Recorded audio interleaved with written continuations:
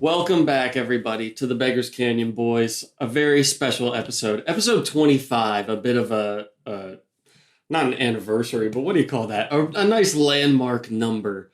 And it's a very special episode for many reasons. As followers of the show will know, this is our Phantom Menace episode. A big deal. A new movie. A tentpole Star Wars release. The first movie in 16 years. Yeah, 1999.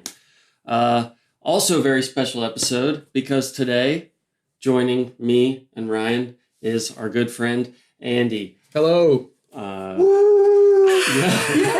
Yeah. Woo! Thanks for joining us. Thanks for having me. Long-time listener, first-time guest on the pod. I'm excited. You might be our biggest fan. I think that might be true. Wow. Yeah, I think your own friends and roommates don't pay attention to your own podcast, but I listen to almost every episode. Hell yeah. You said 18 episodes you've listened to? Hey. And this is 25? Yeah, I'm a little behind. How many of your friends listen to? Okay, well, let's move on.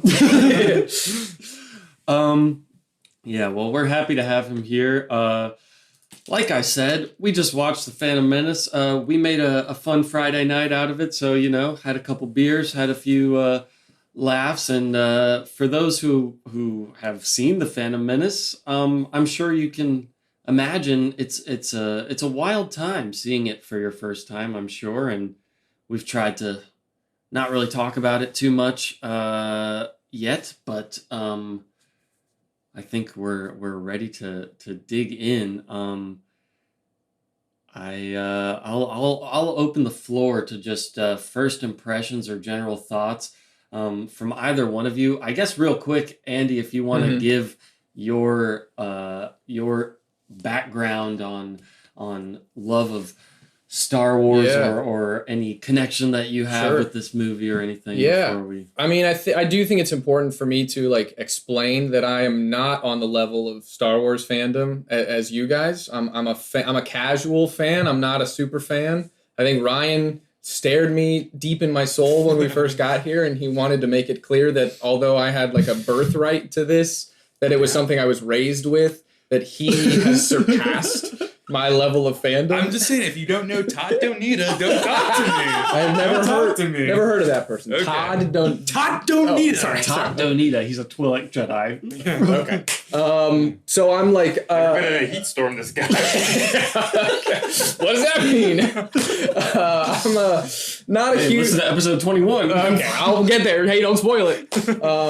I like Star Wars like every, I think, normal, sane person, but we're you guys in this podcast are hitting a point now that I'm very excited for, that we are our generation. This is what was kind of the first Star Wars for us, and the first big ones, and kind of an introduction for me. I watched the prequels before the original trilogy. Wow, so this I was, didn't know that. Yeah, this was my first introduction to Star Wars, was this movie. Wow, that's strange. Yeah. So it's especially fun now, kind of coming back to it.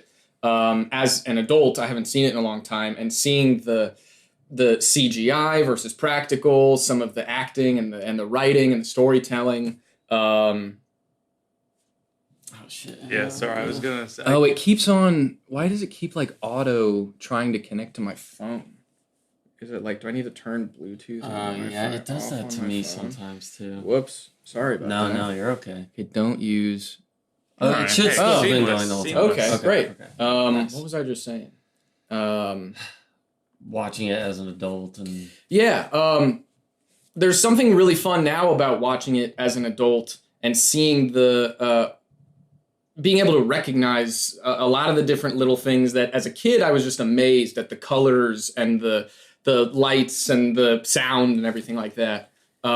So I'm very much casual to this, and I'm so excited to kind of, especially hear Ryan's very well, I'm sure, eloquent, thought out takes. But I have a soft spot for it.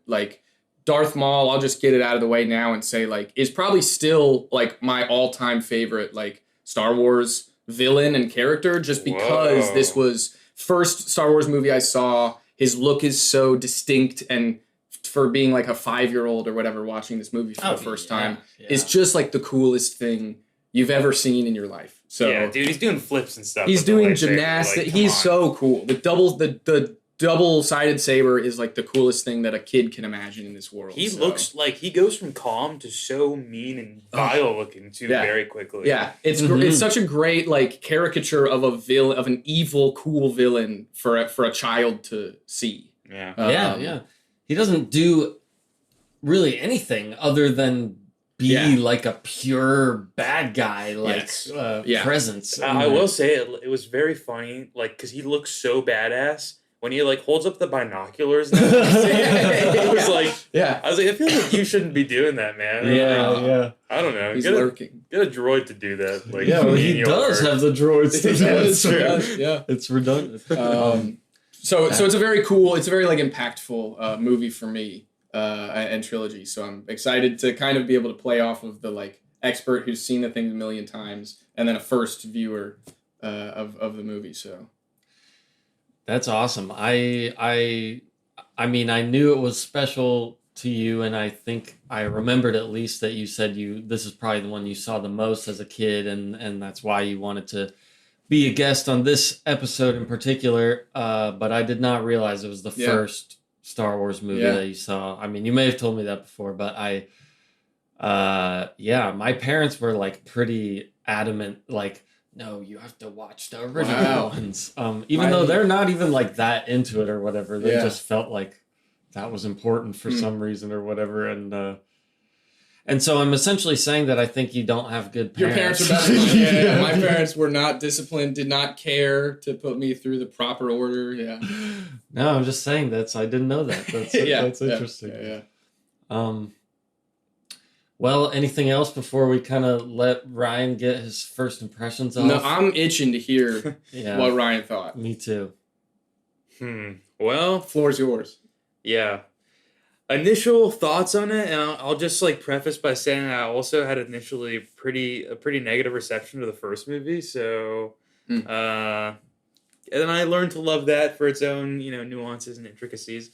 Really lukewarm on it. There's like a few cool moments in it, but I think like then I wouldn't even say there's a bunch of bad moments in it too. But the movie's it was a little boring to me. I feel like not much happens in this one, and as I was like trying to sort of pinpoint where we were in the plot, like it was like we were in the ending stuff, and I was like, okay, this is all third act stuff, but I feel like the movie hasn't even really started yet. Yeah. So I know there's the other two movies that are part of this, so maybe this one's a little more like interconnected across the trilogy. Not that the first ones weren't really, but I guess they were each like their own kind of like adventure that seemed like it had its beginning and end more so than this one, where I don't know, I feel like I got introduced to a bunch of characters who didn't necessarily do too much in this movie, or like had too strong a role in this movie, or like even like within their characterizations, like I know what everyone really, really wants and desires. But maybe they're just, getting the ball rolling on it. I also like, it's so strange, all the CGI stuff, because I don't know, the world is so much more alienified than the original trilogy. Yeah. That I'm like, it feels like a different Star Wars, kind of. In a good way? Did it take you out of it? It did take me out of it a little bit, yeah. Like, I made fun of in the first movie, like in the cantina scene, the werewolf man and everything. I'm kind of like, man, the CGI characters are kind of taking me out of it more. I don't know if it's like they're so much more colorful. They feel like a little less grounded. And I know Star Wars isn't supposed to be like this gritty, dark movie for like edgy teen boys, but part of this one felt much, much more geared towards children and like a younger audience that is not me. I was like, it almost feels like I shouldn't be watching it. Yeah. I mean, I totally see all of those points for sure. I don't even really disagree with you at all. Like, it's such a mixed bag, and I think we should dive into as many moments as we can remember from the movie. As much as you can put up with, because I find it so fascinating. I think the perfect metaphor for the whole movie is encapsulated in the opening of the pod race sequence. You've got this incredibly beautiful shot of everybody walking across the front of the grid with the flags. And like the wired, half-built C-3PO looks so good in that moment. And like all the designs of the pod racers, the flags, all the different species, like just bursting with creativity, cool design choices, great cinematography, music, everything. And then the next shot is, I don't know what the animal is called, but those like humpback things with the trunks farts. And Jar Jar goes like, P.U. P.U.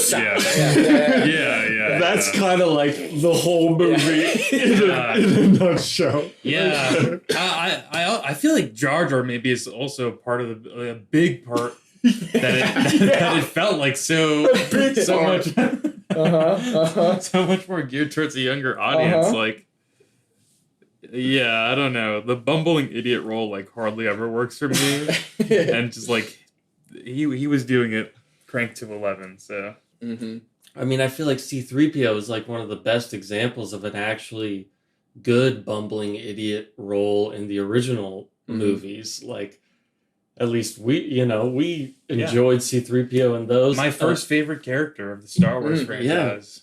Yeah. Can't say the same about Jar Jar. Jar Jar's not off to a hot start, huh? No. Okay. I really would. It'd be nice if we didn't see him again. Well, honestly. we'll see. Is it off to a bad start? We'll see in the next movie. Yeah, I guess we'll see we'll have to what see. happens with Maybe Jar he Jar. has some heroic moment that really redefines my perspective on him or could be. something. Yeah. I want to keep this episode mostly about like the content of the movie rather than behind the scenes. I'm not saying that you guys did anything. I'm just saying I'm going to bring up a behind the scenes thing real quick. But I'm just saying in general. I thought you were getting mad because we were talking about like the future movies. No, not at all. Not at all. Okay. I was saying about my own point that I was about to say. Just because I think we'll probably need a whole nother episode to talk about the making of and the behind the scenes of and everything because it is so wild. But Jar Jar Binks is like the first fully animated like main speaking character that like, you know, there have been like little animated characters before, but none that have like been like a main character in a movie before and like captured in that way. So I absolutely don't think that it works, and I wish he wasn't in the movie at all, but it is an interesting thing just because of how common of a thing that is nowadays, and like this was the first time for that. I was thinking about like Christian Bale's comments of doing Marvel movies or the current day, like you see the behind the scenes shots of tennis balls or the giant stakes with a just green head up that some actor is in a suit and they're just providing eye line. And there were multiple times watching this where I actively thought like two by all accounts great actors, Liam Neeson and Ewan McGregor, are just surrounded by a green screen stage, just looking at nothing, trying to get like eye line of this 7'5" like aquatic monster that they're carrying around. Like that's a really interesting thing of one of the first times that these you know legit actors are having to play that game of the CGI, you know, falsity of it all. Yeah. Now it's just all over the place. It's kind of wild. I mean, they developed new technologies to build the three-dimensional environments for the movie, and like, you know, George Lucas was so fascinated in like the computer technology of it all, which, you know, I think is ended up being to the movie's detriment, but fascinating for, you know, the advances it made and the impact that it had on you know, popular blockbuster movie making, if you will. I will say a lot of the environments, like I thought, did look pretty good in the background and whatnot. Just like I don't know, something about the alien designs that they kept going with in this movie too were like, it kept making me think of Osmosis Jones. Nice. I was like, these look like the germs inside the Bill Murray's body. The two-headed like racing announcer. Shout out Bede and Foe. Shout out Greg Proops. Yeah. Voiced one of those two guys. Yeah. One of those guys is Greg Proops. One of the two heads was Greg Proops. Oh, really? No kidding. Yeah. But that's so. I mean, it's interesting you say that because I was wondering. Again, like I realize also that I'm probably going to be one of the few, like the rare defenders of this movie. A lot of the time, I just see more positivity and like joy from it because of like it's catered to kids, and I was a child watching it the first, so it just holds that kind of place. But I was having the same thoughts that I've heard you discuss from the early episodes of the podcast, where you're noticing these characters in the background, and you're kind of like, I want to know about this guy. Like, who is that pod racer? Who's that random girl in the stands who's cheering for this one pod? Like, there were moments where me kind of coming back to this movie found myself appreciating the attempt with this CGI to make all these aliens and build out this depth in the shot so that there's always something your eye can focus on, and that people spent time like digitally animating these characters, and it makes me go like, oh, but like I want to learn about that person. Where did they come from? Yeah, I will say they definitely are putting in the work with the animation and the design and everything, which it just doesn't always work, but it's still like it's a pretty insane effort probably. And it's like you said, because you do spot a bunch of little moments where it's like, oh, they tried to imbue like that character with something, but maybe it's because of just like a limitation of the CGI at the time, or just like it just didn't work out. But like the moment you called out, I also was like, well, oh, that girl did stand up really enthusiastically for the one racer. Like, like what? They must have a thing going on. Like, and she wants him to win. I was like, sign me up for that movie. Yeah, right, exactly. Yeah. Man, it's fun to hear fresh thoughts about it. I'm kind of like overflowing with thoughts myself, so I'm having trouble knowing where to begin. But wait, can I ask you a quick question? Yeah, first, yeah, about Jar Jar sure. Binks. Yes. Like, what is the general pulse on Jar Jar Binks? Do people find him to be an annoying character? Yes. Okay. Yes. Okay. It was the most controversial like aspect of the movie when it came out. The most like hated thing, for sure. And I think still pretty universally despised. Yeah, I was gonna feel like really sad if it was like, no, people love it's Jar like Jar Yoda Binks. and Jar Jar Binks. People love Jar Jar Binks. Yeah. Like, I mean, Jar Jar Binks has like an ironic, love for him. Sure. Some people, but like I don't think anybody thinks he's a good character or a positive addition to the movie. It makes me feel like I was a little too tough on Chewbacca. If this is some perspective. if this is what we get in his stead, then I miss Chewbacca. I'll take Baka any day. Like, I don't know. Just because we're like talking about Jar Jar right now, I just do specifically want to highlight that I forgot about this, but now being an adult and having the perspective of this, I think it's so insane and funny that like there's a world where Jar Jar Binks almost like single-handedly like stumbles into defeating the droid army out in the field, and but the fact that it's completely like shot listed and animated, and the progression of that scene is a full-blown like Buster Keaton, Charlie Chaplin like scene. That's like, what I have in my notes. He does a Buster Keaton. He does a legitimate like slapstick black and white like old film physical comedy shtick in the middle of like while Qui-Gon and Obi-Wan are fighting Darth Maul, and while like Padme is fighting, like all of this is happening, and he's like, whoa, and he's running away from, he just accidentally opened up the thing with all of the blue electric orbs or whatever, and he's running away from them towards the droids and stumbling on, like, it's so funny. Yeah, well, it's not good necessarily. I guess they try things, man. I mean, they put the music number in the other movie. They'll put this in there. I applaud them for giving it a shot. It doesn't always work, but so I guess that plays into like something I wanted to say about the movie overall. Like, I don't think that a lot of the choices do work. I also have like a lot of like love for them and will defend them, but mostly in a nostalgic way. Sometimes, I mean, some of the things I think are awesome, legitimately. A lot of ideas in the movie and a lot of aspects of it I really do love. But like, I think what and this is totally like anecdotal and I could be off base. I'm not trying to sound like I understand what the movie's really about. But just my take on it, I guess, is that like he's trying to do, and some of this is influenced by like stuff I've heard him say and everything. So it's not all like my own ideas, whatever.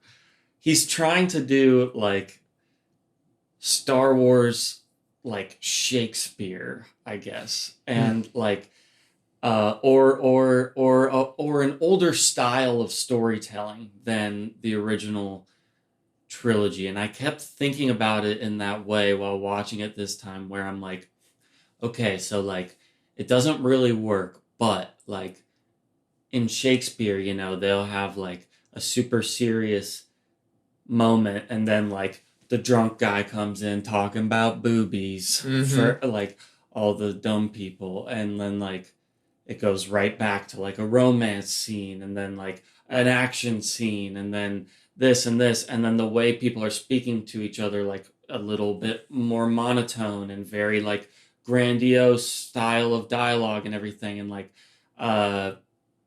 you know, you've got all your different like archetypes rather than one main character. It's like an ensemble of a movie, and also the pacing of it is like pretty dialogue heavy, and if you kind of zone out for a second, you could miss like a really important detail of the plot, and then you blink and you're like, wait, why is this happening? Which is like a problem with the movie, I think. But like that happens to me when I'm watching like Shakespeare things too. If you kind, or I don't want to say like just Shakespeare, that's just like really the only touchstone I have for like that era of storytelling. So but like this is a Shakespearean masterpiece. Yeah, pretty much. Pretty much. That's what I'm trying to say. But I think I can see the vision of like this older style of script writing that he's going for here, and it doesn't always work, but it's fascinating, and I think it's even in the directing too, and the way that it introduces like moments with a few exceptions that become very artistic and cinematic, but a lot of the scenes are very like not a lot of camera movement. Yeah. People sitting in a room talking. Anyway. Yeah. Yeah. Well, and I think that's one thing I was thinking about when watching it this time around was remembering that when I saw this movie the first time, I didn't have the knowledge of any of the pre-existing characters. So when they show like Jabba the Hutt at the pod racing, I was, as a kid, like, oh, here's this big slug guy.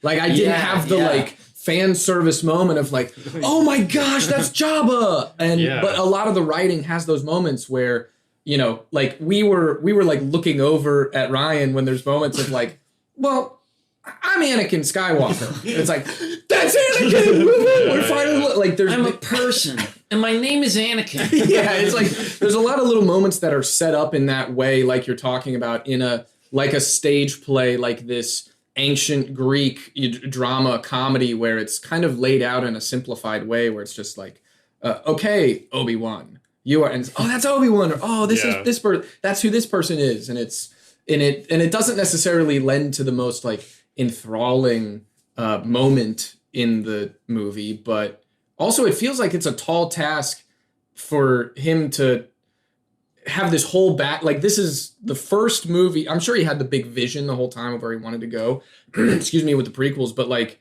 I would think that this movie is like has a really tall task of introducing all these characters and setting up this backstory to a franchise that is so beloved and people have already theorized about, and they want to learn about Obi-Wan when he was younger and Anakin when he was younger, and that's not easy to try and pull that off. Yeah, it's kind of interesting even because so I thought Obi-Wan would be more the main character of this than anyone else.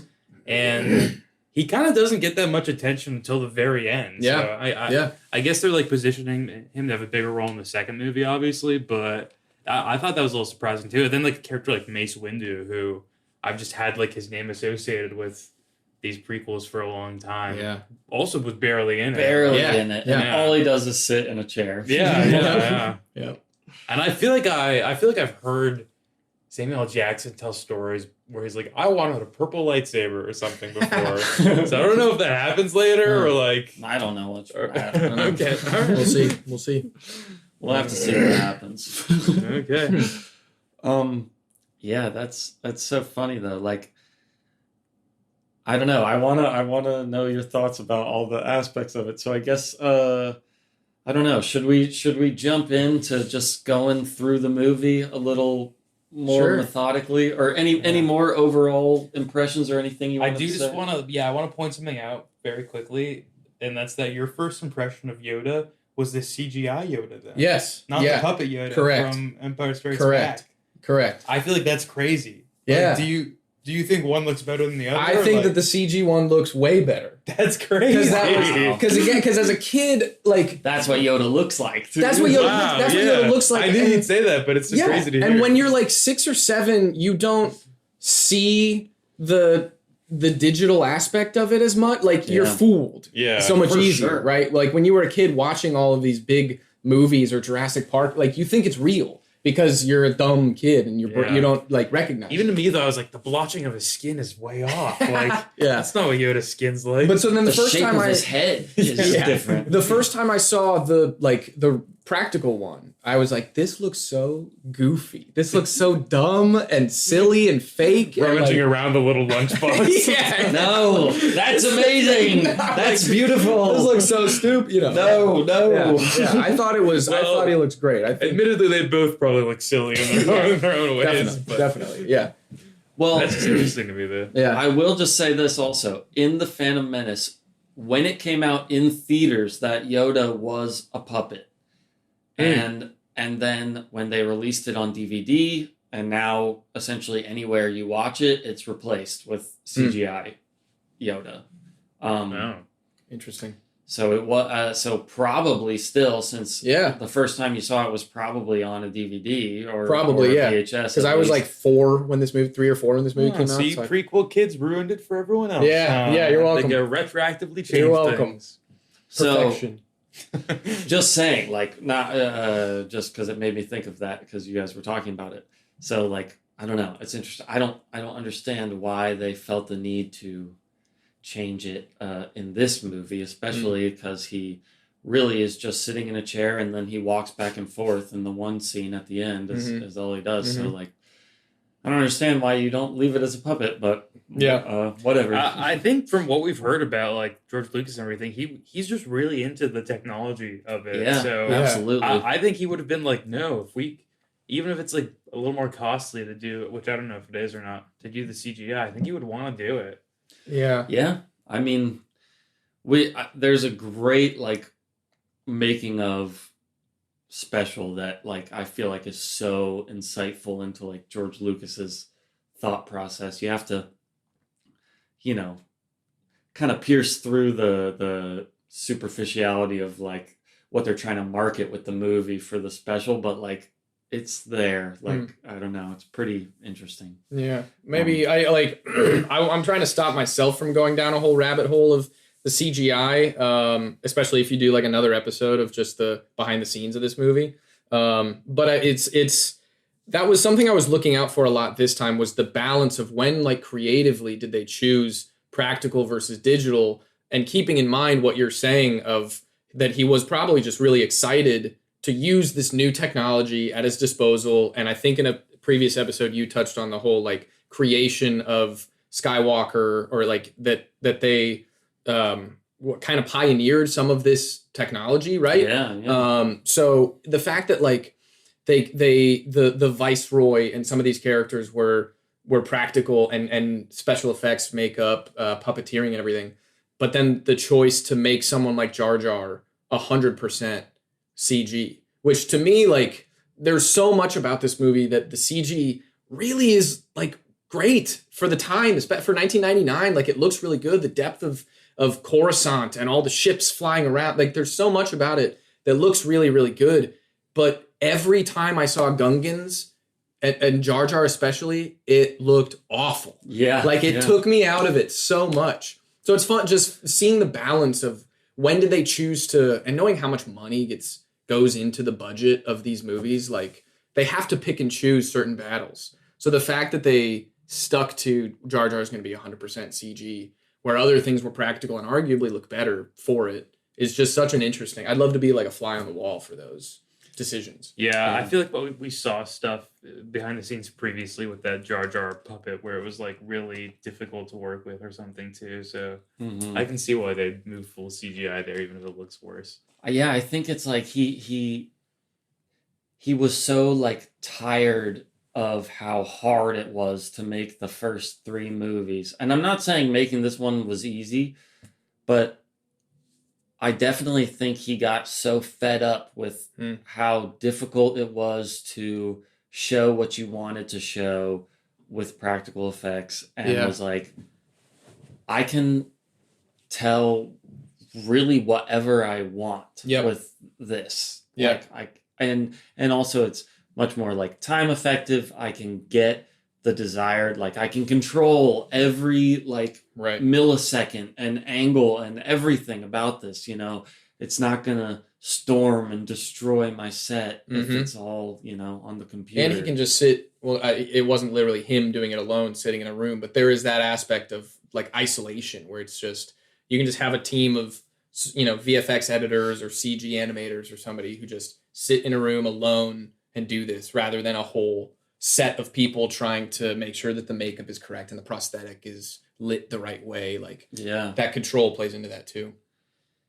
And I mean, I think it's a bummer because I absolutely love the look of the old movies, and think that, you know, the difficulty of them is what makes them so impressive and amazing a lot of the time. And it's like, well, look, I haven't worked as hard as George Lucas a day in my life, so what am I talking about? But like, you know, it maybe I don't know. Maybe get someone like younger or with more energy to direct the movie, and you just wrote the screenplay. I mean, he passed off to Empire Strikes Back and Return of the Jedi to other people to direct, and he's just like the story and the writer and producer and you know, I just find it interesting that he would need to like direct these himself. Yeah, forgive me for not knowing. Does he direct the rest of the prequels? Yeah. Because I know he does not direct the sequel trilogy. Yeah. The most recent 3. But he direct... Oh, spoiler, there's 3 more. No, he writes and directs all 3 of the prequels. Buckle up. Well, yeah. I'm not sure how I feel about that. All right, well, let's crack it on open, shall we? Let's do it. Let me find where this is. Okay, so what did you think about the opening crawl? Were you like even comprehending that, or can you read?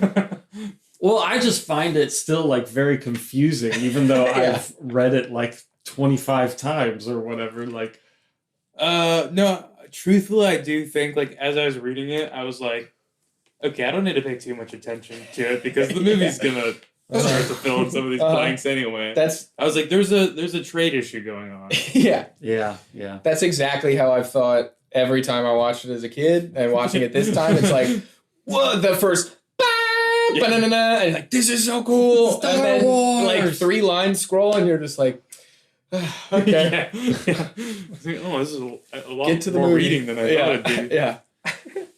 But do you like the crawl? I mean, in general, because they do the crawl in every movie, right? Yeah, it's iconic. I like. I was gonna say, how do you feel about it as like a a narrative choice, storytelling device. Like it's an a iconic... Pavlovian response to get me hyped. So, Yeah. Cool. Like that's good enough, I think. Cool. It it sets your heart rate for the movie Yeah. right there in the beginning. Yeah. You're all ready and ready to get into it. I dig it, dude. I think for the first Star Wars movie, it was pretty essential. Mm-hmm. I think even for the second two of the original trilogy, like, we can kind of figure out everything that they talk about in the opening crawl from the first couple of scenes. But that first one, you know, is introducing you to a whole new thing. Especially at the time, there's no concept of like, oh yeah, like Darth Vader, Star Wars. Like, I know what that is kind of. Yeah. But like, so it's, I think it's like pretty essential in that first movie. And then in this one, like, it should be essential because there's so much new stuff that they barely explain and in a new the audience movie. potentially too. Yeah, absolutely. Yeah. And like, you know, again, not to go down a whole other rabbit hole, but like George Lucas would argue pretty adamantly at the time that like, no, this is intended to be the first one that you watch. Like, which I still think is like crazy. So like, if like as a kid or whatever, like of course, episode 1, like you watch it, like whatever. But I think if you were going into it now for the first time, it would be wild to watch this one before the original ones because like they don't introduce things properly. They just expect you to know like what the Force is, what Jedi are, what. I feel like the movie's also really reliant on you knowing Anakin Skywalker is going to turn into Darth Vader. Yes, like it's using that as an emotional like point many times. So like. I don't know. It was just if I started here, I'd just be like, I wouldn't care that much about that kid, to be honest. Well, if I could chime in and just say that, like, when I watched this movie as a kid, I had no clue that Anakin became Vader. I had no clue that Palpatine was the Emperor. Oh shit! I had no idea. That's kind of interesting, actually. So yeah, watching it back this time, I was looking to see if that was like an aspect of the movie where they intentionally show the hologram of the Emperor, like evil Sith Emperor, and then like Chancellor Senator Palpatine, and if they were trying to like fake you out, like with the Amidala decoy, like are they trying to trick the audience that you're not supposed to know that they're the same person? But it's very obviously like even within the movie, though, like I was just a dumb kid and didn't realize it at the time. But they write it so that they have like menacing camera angles of Palpatine. Yeah. He's literally like one, hologram. And then in the next scene, he's a hologram talking to the good guys this time. Like, it's very obvious. But again, as a kid, I had no clue that Anakin was destined to the fate that he has. And I had no clue that Palpatine was evil. Like, I had no idea. What is the like frequency in which you watch these? Did you go like 1, 2, and then did you watch like the first 2 of the original? Like what did you see one of these in theaters at some point, or did you watch the original? I think that the second one was the first one I saw in theaters. Okay. Because I would have been like 6 years old or something. So you watched episode 1 and then watched episode 4 probably, right? No. Oh, so you just didn't touch I watched the prequel trilogies multiple times over before ever seeing the original trilogy. Oh wow. Yeah. Wow. Yeah. Wow. Okay. 'Cause also, again, we might have to like have you back on for Revenge of the Sith because that is crazy. Like, because I also realized when you were saying one of those last points you made of like, I'm not helping myself by like I'm acknowledging that like I'm the problem, like because I was the dumb kid, but in the point of like episode 1 equals the first. Like I thought that.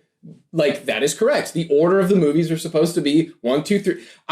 My mind was blown when I realized that 4, 5, 6 made like 20 years prior happened after these 3 movies. And then I'm like embarrassed to admit how old I was when I realized that the very first thing you see on the screen of a long time ago in a galaxy far, far, that it takes place in the past. Like, I was like, well, this is a future space movie with lasers and swords. And then it said, and I was like, oh, this whole time it's been right in front. Like, because I was just a like blinded, ignorant kid having fun watching aliens and lightsabers and playing with the toys and playing the video games and everything. So, like, I was the audience, I think, that maybe George Lucas, in the family-friendly way, like, was intending. They were trying to push it down our throats this certain way. Let me just say, too, like, when I was a little kid, I absolutely loved this movie, and I liked the prequels more than the originals when I was a kid. And I also loved Jar Jar Binks, like, for a while. I thought he was, like, pretty funny and pretty cool when I was a little kid. Yeah, when you're a kid and you don't know what's going on in the plot, all the random cutaways to him going like, Misa scared! Misa so afraid! As a kid, you're like, ah! He steps in poop. Yeah, exactly. I know, yeah, like, even, like, trying to think of critiques for Jar Jar Binks, really, I'm like, I feel like an old man just, you know, waving his fist at the kids on the lawn. Like, absolutely. That's not for me. Exactly. That's not It's so awful, though. I genuinely, like, I'm not, like, a defender of Jar Jar Binks by any means, but, like, maybe the most important thing that I want to say in this whole podcast of the impact that this movie had on me is in a formative way when I was a kid, when I was learning how to swim in my neighborhood pool, I would tell people. And after it clicked in my brain, because I realized that I learned to swim the Jar Jar Binks way, like Jar Jar Binks. I never learned how to swim this way. I learned to swim underwater, and I did it by, like, trying to replicate what I saw Jar Jar Binks doing. Hey. So I credit him with, like, teaching me how to swim. And as a kid, I literally would say, like, I would see other kids in the neighborhood pool swimming, and I'd say, like, I'm going to swim the Jar Jar way. And I would go underwater and do that. Like, formative stuff happening here. Wow. That's pretty awesome. That's really awesome, yeah. If I knew Star Wars and I was a kid at the time too, I would have thought you were really cool. Thank you. And I would have been, I got to do it the Jar Jar way too. Yeah. Oh, everybody's doing it the Jar Jar way. It's like a dance. Yeah. The Jar Jar. Let's just do it. Do the Jar Jar way. Yeah. Oh, man. I mean, yeah, I can't. Psych, I'd be Darth Maul in the pool. Yeah. I mean, it's just a wild product, you know, like as a full package. I think it is so all over the place. It's so messy in a lot of ways, but it's also just bursting with ideas and something I really just love about how many swings he's taking, and like a lot of them are misses, but there's a lot of swings. I don't know if it was because, like, I was expecting so much more, or maybe this is a general consensus, but it does really feel like, I don't know, I wasn't super satiated by the movie. I just felt like it wasn't, I don't know, as epic an adventure as any of the other Star Wars movies, or as, like, complete an adventure. It didn't. It felt like it was just set up for the other two movies of this. So yeah, I don't know. Maybe they get pretty hardcore, but I mean, I absolutely agree with you, and I think the first movie, like A New Hope, the original movie, like when they were making that, they didn't know if there was going to be a second one, so he packed in a lot of ideas from, like, his planned, like, 9-movie thing all into one thing for that one. And that feels fast-paced in a way where, like, a lot of things happen and then it's big cathartic at the end. And then, like, I will say a lot, I find Empire Strikes Back a way more, like, fulfilling movie than this one, but it does kind of remind me of it in a lot of ways, where it is, like, more just like a collection of scenes and things that happen, and then it builds to a climactic moment, but really it's just setting up for, like, something else. And I don't know, with this one in mind, he's already called the original trilogy 4, 5, and 6, so, like, this is a prequel. Crazy move. By the way. yeah. What the balls? Oh my gosh! Yeah. And for a long time, it was like, oh, they're not going to get made. The prequels are never going to happen. Oh, could you imagine if there was just a standalone trilogy that was episode 4, 5, and 6? Yeah. I mean, he called Empire Strikes Back episode 5 when it came out. So that's how well the first movie did. He said 6 are happening for sure. Crazy. And so anyway, I guess my point in saying that is, in this one, like, I agree with you. It's like a negative quality of the movie, but he is writing it for sure in mind of, like, it is set up for the other two. There are 3 movies, which I think Yeah. for them to all be good as standalone things, they all need to tell their own full story. And I guess we'll see if the other ones do that or not. But like, I totally agree with your point. On that. I don't know. It's weird. Maybe I'm just anxious to watch the next one now or something, or I just want to continue the Star Wars train, and I'm mad that it got stopped. I don't know. What do you think you were like looking for? And I don't say this in a way of like defending, like how dare you? But was there something that you were expecting that didn't happen, or you just thought there'd be more action? I guess I just thought, and this was an issue I had with the first movie too, but I think this one's kind of even worse at it. Like, I thought there'd be more character moments. I feel like a lot of the character moments in this one are just like trying to mirror character moments from the other Star Wars movies. Like Obi-Wan watching his instructor like die. It's just like Luke watching Obi-Wan die. Yeah. I was like, okay, it's like kind of a nice mirror, but I feel like we didn't get too much about the relationship in the movie too. Like, there's really only the one moment they have that's kind of nice is when Liam Neeson's telling him like, "Oh, no, you are ready, but it also feels like he just is saying that because he wants to move on to training young Annie. Which, by the way, I love they call him Annie. Yeah. Annie. I mean, great points. I totally agree with that too. And that is my main issue with the movie overall. In my mind, like, I don't know. I can imagine like, oh, if you delete Jar Jar and the Gungans entirely out of this movie, it gets a lot better.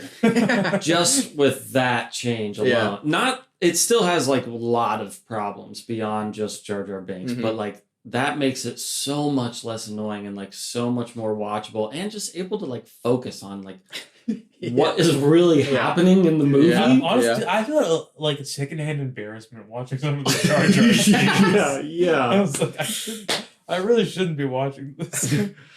I guess you're right. Like, it could sound like, oh, we're just, grumpy guys yelling at something that kids like. And I was even saying I liked it when I was a kid. But, like, man, I'll be selfish and just say I wish he wasn't in the movie. Yeah. Well, I think he plays the role well that they want him to play, but the critique is to have that role in the movie. Yes. Like, Absolutely. The fact that they, Qui-Gon specifically is like, well, we need a guide to take us through the core. Like, he'll be the one to safely navigate us through the... And then the whole time in the ship underwater, he's just, like, afraid. He's just screaming. And he's just going, like... They have to knock him unconscious and do the rest themselves. And then, like, once the bigger... First of all, hilarious, like, cutaway to Liam Neeson in the back just saying, there's always a bigger fish. It's, like, so funny. But then the fact that after the bigger fish, like, they're finally, like, safe, it's like, okay, let's navigate through this.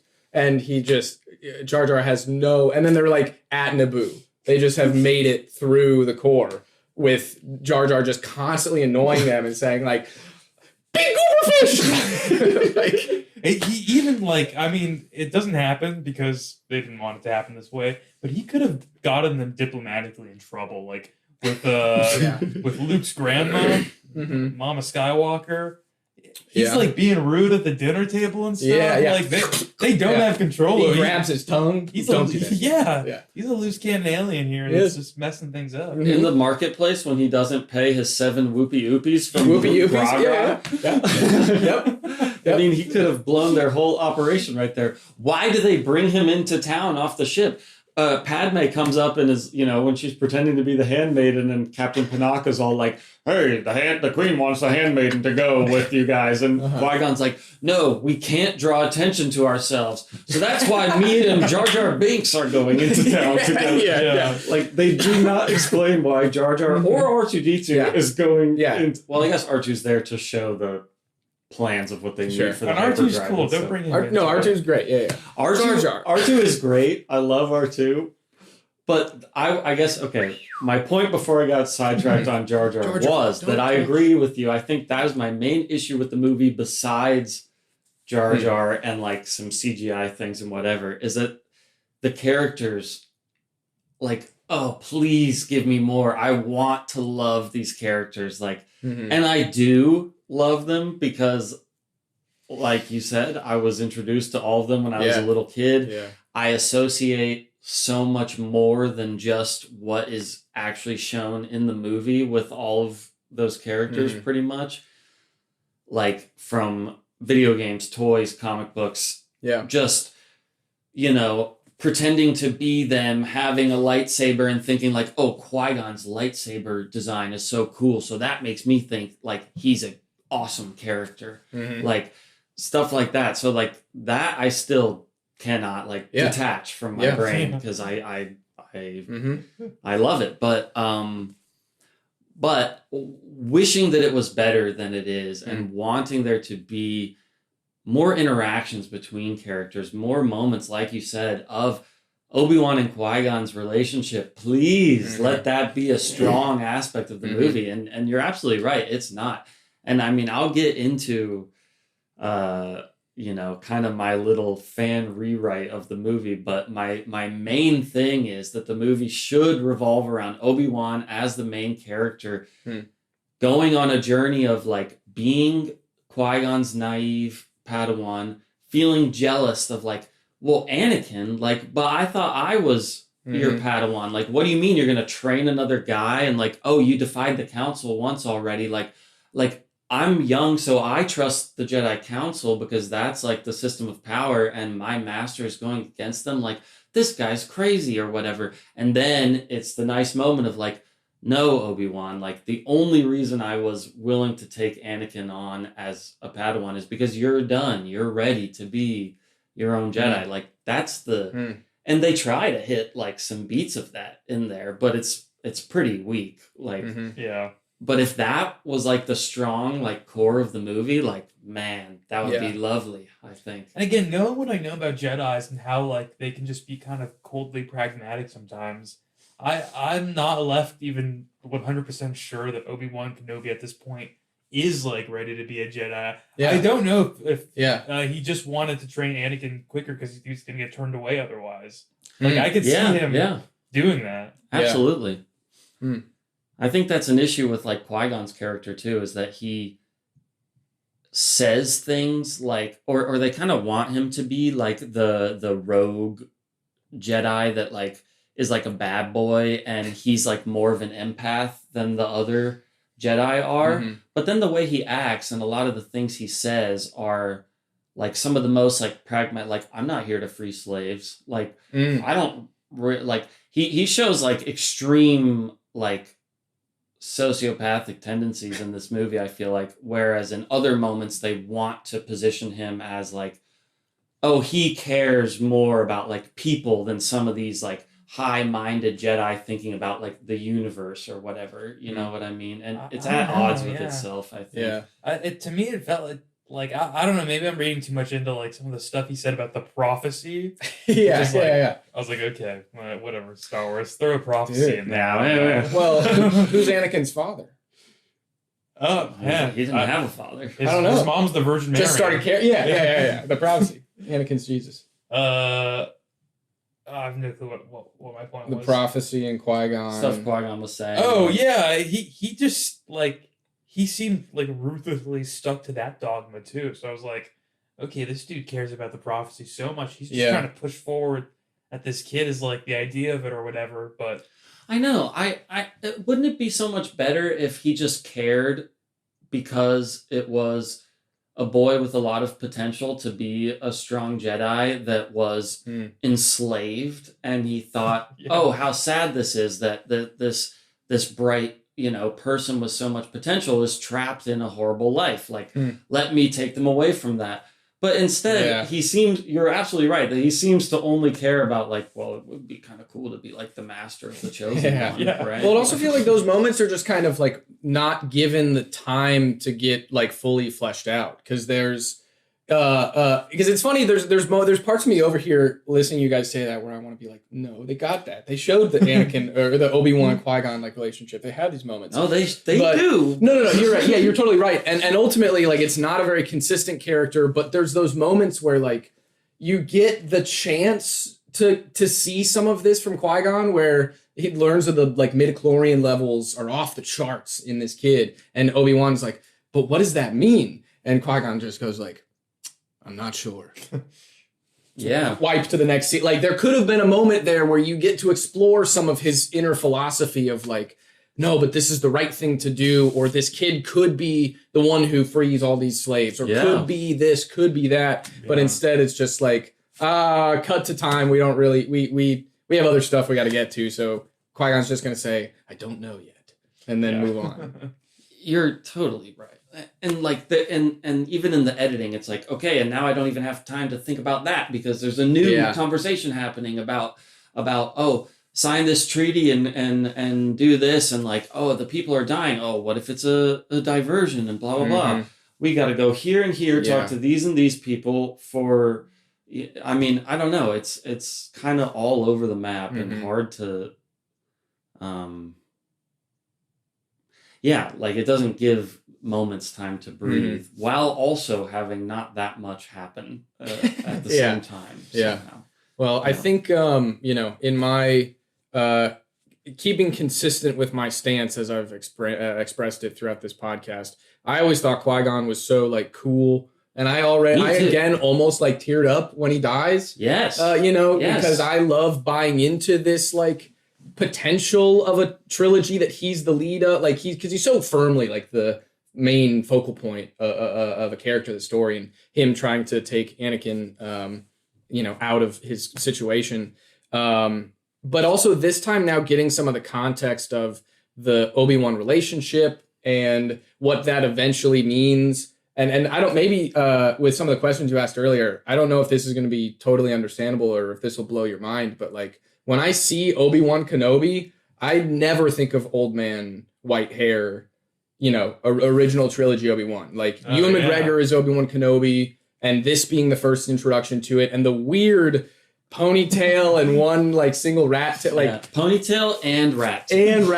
And really long rat tail. Like there's it goes back to the like there are hits and misses in this movie for sure, but also something about, I think, as a kid recognizing the like pedigree of the actors and like, oh, Liam Neeson was a big name guy, and he just had a weird distinct look with the long hair and the green light set. There was a part of me that also as a kid was just like, this fatherly wise figure like marches to the beat of his own drum and is like a part of the system but not afraid to go against the system, and he sees something in Anakin. But this time I got more context of like, oh, he's kind of being like a bad master to Obi-Wan, and Obi-Wan's not ready to be a Jedi Knight, but he's just kind of like pushing him to the side and like abandoning Obi-Wan a little bit to favor this little kid. And how does that play into Obi-Wan's dynamic now that his master's dead? I would have liked to see more from Obi-Wan in this movie overall, because I think that is all really interesting stuff too, beyond the surface of what's going on. But they just didn't care to like spotlight it, I guess, which is fine too. Liam had the big paycheck; they wanted him to. Yeah, I don't know. I guess this is interesting to me though. Who do you think then is like the main when you think the main character of Star Wars in your head? Like, who do you That's think? a great question, and I think because I watched the prequels the most, like obviously I'd say like Yoda is maybe the most recognizable for me, because also Vader is such a I don't want to potentially say anything. I've been so afraid I realize this maybe question may be harder spoil. because there's. I would say that like Obi-Wan, probably Obi-Wan, but like young Obi-Wan. Ewan McGregor Obi-Wan is like the main character of Star Wars in my mind because I watched the prequels so much, and he is a big focal point of the prequels. And Anakin to an extent, and I don't want to dive more into detail or potentially spoil anything for the next two movies. But we kind of know that the prequels we know what Vader, is in the original trilogy. The framing of it's just interesting to me because, like, to me, it's like it's the Luke Skywalker show. Basically. Yeah. So, and like, I have no like, I was about to say something really firm of saying like, I don't care about Leia or I don't care about Luke. I don't care, which is not true. They're great. You gotta be careful what you say. I know. The fans are gonna come after the me. fans. The fans. I'm gonna come after me. I'm talking about me. I'm gonna come after you. But yeah, I mean, Luke to me is, I'm kind of lukewarm, pun sort of intended, on him as a character, because I only have seen the original trilogy once or twice, and I watched it after seeing the prequel trilogy so many times. That's a little crazy to hear. Yeah, I recognize that, but like, Hey, Like yeah. I grew That's up a very watching, interesting perspective. Anakin's like arc, seeing Obi-Wan's arc. That makes sense. I feel like my takeaway after I watched like everything is going to be like, okay, it's less so the Lukey show, more the Skywalker show. I think. Sure. But I don't know. I'm hopeful now that Obi-Wan has a bigger role in the upcoming next 2 movies, which like naturally makes sense. I don't think that's a big like spoiler type thought. Yeah. No. But I'm excited for that too because I like Ewan McGregor a lot too. Yeah, I'm a big fan.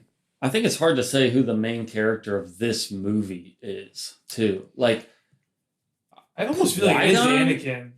Anakin, yeah, but he doesn't even get introduced until like halfway through. I know, yeah. But I don't even disagree with you. But like, Padme, maybe she's around the entire time. Yeah, I wish they used her more in this movie. Yeah. Too. Yeah, Like, I feel like I barely learned about her, and like once they did the reveal of her, I was like, oh, that's really cool. Actually, Mhm. like, what else is going on? Mhm. They were like, nope, not in this movie. They're just not going to explain this like 12-year-old who's a queen of a planet.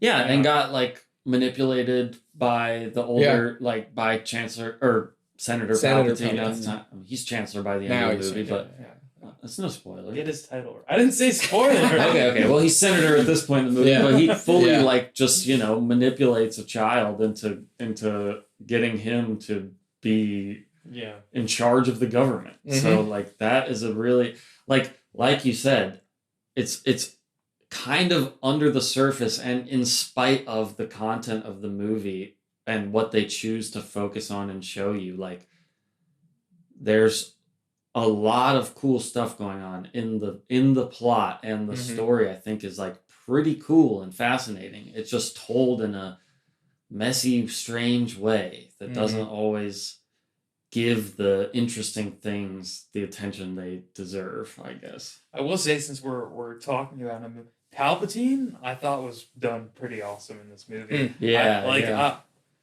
He did such a good job acting it, because he's like playing the fine line between like, sort of more cartoonish villain, but also like kind of just genuine guy. Like, obviously he's pretending in movie. Yeah.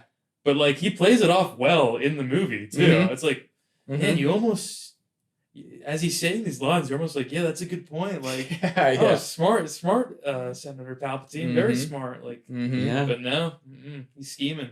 And he's like, well, I guess the only option would be to send it to the courts. And she's like, no, the courts will take forever. Like, people are dying. We have to do something now. Well, you could call a vote of no confidence as Chancellor. I mean, it's all funded by millionaires, essentially. And here comes the bureaucrat. Here's where it's all part. This is where he loses his power. Also, I agree with you. I think like maybe the best acting job in the movie is Ian McDermott as Senator Palpatine. And not to say that all these people are great actors. I think they had like a really tall task with the dialogue they're given and the CG, the CGI.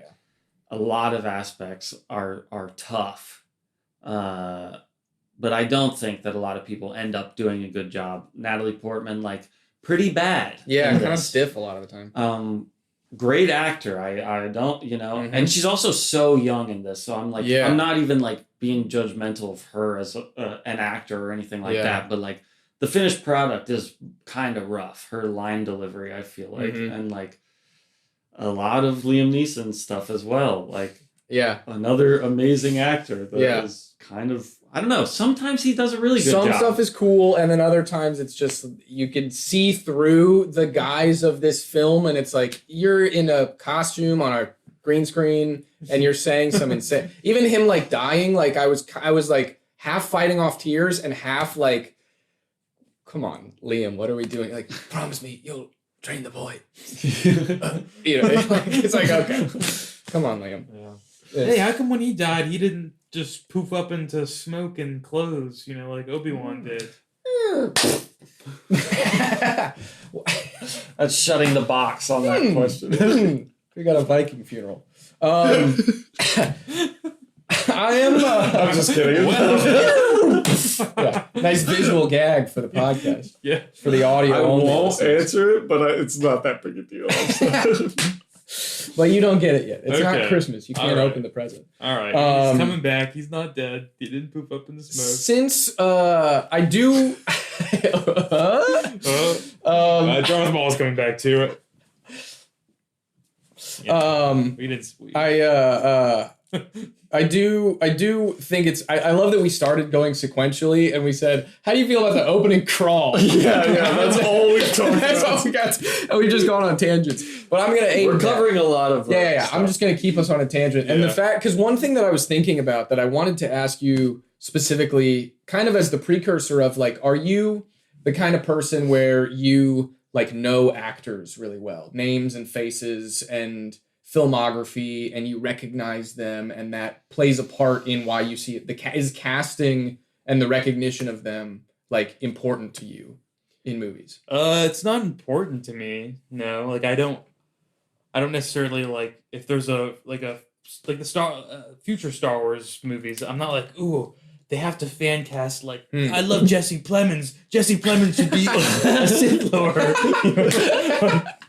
Like, Yes. I like that. It's kind of fun to see like these people, but I mean, I assume like I don't know at this point. Had Natalie Portman done much else? I don't know much about her career. She'd probably already been in Leon the Professional, Heat. Okay. Yeah. Well, yeah. a couple little things, but the reason I ask that is because like as when I was watching it the first time, I didn't really recognize a lot of the actors, but pretty quickly, just with the way that Hollywood and film and then soon social media years after Revenge of the Sith came out, like there's something I think to the name recognition of actors, and this has a lot of like, especially rewatching it, there's little moments where I just like, oh, I forgot Terrence Stamp is the Chancellor Valorum before Palpatine, and so I wondered hated if that, working on the movie. By the oh way. really? Yeah. That's hilarious. I wondered if that played a part for you at all, where it's like, because for me, the first time that I would have watched A New Hope, like I think I recognized the actors because I'd seen them in pop culture before, but I knew Harrison Ford. But other than him, I didn't recognize people as well. Where this feels like a franchise to me that it's more likely that you, upon first viewing, would say like, I know who Ewan McGregor is, I know who Liam Neeson is, I know who Natalie Portman is. Yeah, that's true. That is a big difference in them. The original trilogy, like, because I haven't seen Indiana Jones either, which is probably Harrison Ford's other arguably biggest project, big right? blockbuster franchise, yeah. So like, and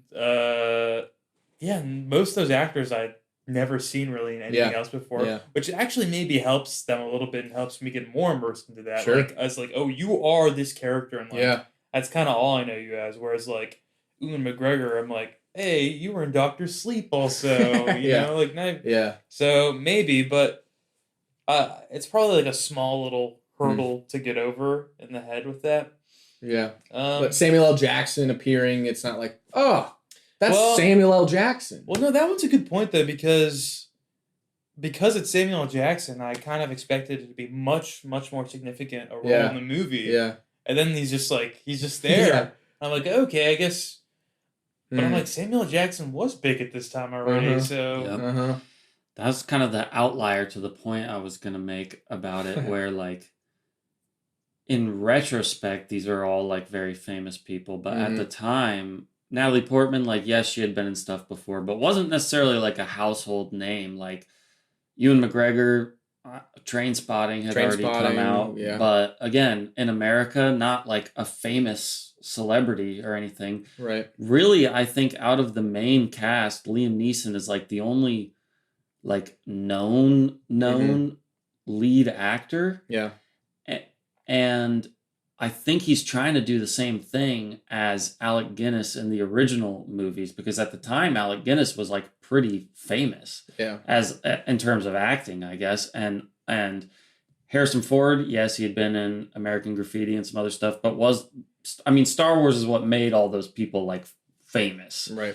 And it kind of happened again with this for Ewan McGregor and Natalie Portman. And I would say, what do I know about how the business of Hollywood works, or especially their personal career trajectories? I have no fucking clue. But like, from a super outsider's ignorant perspective, it's like, wow, okay, yes, they had successful roles before this, but this was obviously the biggest thing that they were in at the time.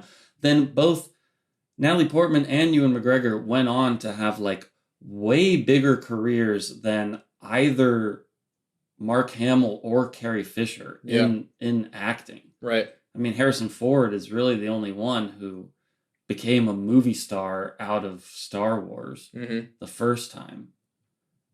But both of them. I'm not saying that Star Wars is what made Natalie Portman a movie star or anything. I don't know. But like, it's just fascinating, I think. And I'd be curious to ask like my parents, like was Natalie Portman like on their radar when this movie came out? Because they went and saw this in theaters. And went and saw a lot of movies at the time, I guess. And so, yeah, did you know who Ewan McGregor was or what? I'm curious. I wonder how fans at the time even felt about some of this stuff though too, because like, okay, if you watch the original trilogy and you've been waiting for these prequel movies and you get this first one and Ewan McGregor, you're like, who is that playing my Obi-Wan Kenobi? Yeah. But also, then again, Obi-Wan's not featured so significantly in this first one, so I could see some people leaving a sour taste in their mouth. Like, I waited so long and you didn't get to the characters that, like... Yeah. Or maybe they were just ecstatic that Anakin's getting some focus, too. I don't know. Sure. Well, I would say the second most hated thing from the movie at the time was Anakin. Really? Yeah. People did not respond well to Jake Lloyd as the actor playing him. Really? It was very poorly received. You know what? I disagree. I like him. Really? Yeah. Nice. That's interesting. He's just like a funny kid, I think. Like, I don't think it's... maybe I'm not thinking too deeply about it, but like... Yeah, he was just like... He had funny... bad kid line delivery for a lot of it. Yeah, there's some stuff where he's clearly like, you're a kid actor and you're not, that reading wasn't great. But there's other stuff where it's like, once he finally started kind of crying, saying goodbye to his mom, I was like, aw, I feel really bad. I think it's done really sweetly too, where he's like, or endearing, let's say, where he's like really excited about becoming a Jedi. Yippee! It's kind of his catchphrase. yeah. And then he has that afterthought about like, well, what about mom? Like, I think it's like a nice little humanizing moment there. Like, and he's still a little kid. So I'm sorry. No, that's it. Just that they built in a lot of those little moments that made me be like, well, what a little sweetheart that guy is. But he didn't like act hardly at all after this movie, right? I mean, wasn't the reception so negative that he like kind of It's terrible. He was like bullied out of multiple high schools. Like people hated this. Damn, that makes me feel so bad for him. Yeah. I mean, and that seems like an overreaction to Jar Jar Binks is cool. Yeah, I mean, people didn't like Jar Jar Binks either, and that actor got really wrecked as well. Ahmed Best, which also not his fucking fault at all. No. Like, I would say he is probably doing exactly what they asked for, and I don't know this for a fact, but I can almost guarantee it was less annoying, and they were like, no, like more, give us more. Because it needs to come through in the CGI, like bigger movement with your body, like all that. Like, you think you're at a 9, but you're really at a 5. Let's bring come on. So he probably felt like, okay, I'm just gonna go insane and like give it 110%. Like what? Like, I don't know. It's wild, but people hated Jake Lloyd as Anakin. I think I don't want to speak out of turn in case I'm incorrect in this information, but I'm pretty sure that he has like had to put himself into like mental institutions before, like he's had serious like lifelong ramifications from his role as Anakin. Jeez. The child actor, because of how mean people were. Oh my goodness! At the time too, like I feel like that's pre-internet bullying. I know. Yeah. It was in like I don't know, I guess like fan letters and blogs and things at the time, and reviews, critical reception and stuff wasn't kind to him either, but like I feel like I've heard about this being a recurring problem with Star Wars as a franchise. Like the actor is getting ragged on hard by fans.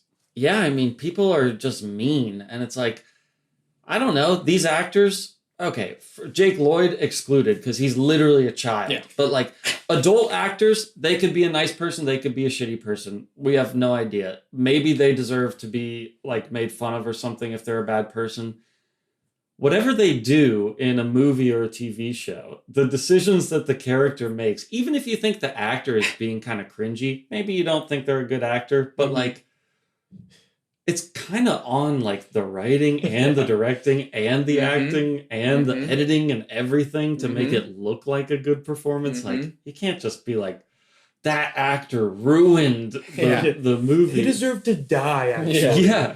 Well, I think if anything, it's a testament to the passionate fan, because obviously there are people who like love and would kill to see Mark Hamill in person or whatever. You know, it's the passion. It's the people who do podcasts about the show. It's like, it has such a devout following that it's going to amplify both the positive and the negative.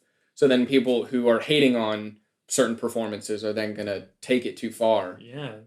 I guess, I'm not trying to blame his parents, but if he could have been kept from that a little bit more, probably would have helped then. But again, I know nothing about the situation really, so. Yeah, I mean, it's pretty sad. I don't know. He was in Jingle All the Way before this. I don't know if you've seen that, but he's Arnold's son in that. Is that the one where he wants the action figure? Yeah. Oh, okay. Yeah. Great movie. Did you, unrelated to talking about Jake Lloyd, but did you recognize this is just the actor test. Did you recognize the decoy?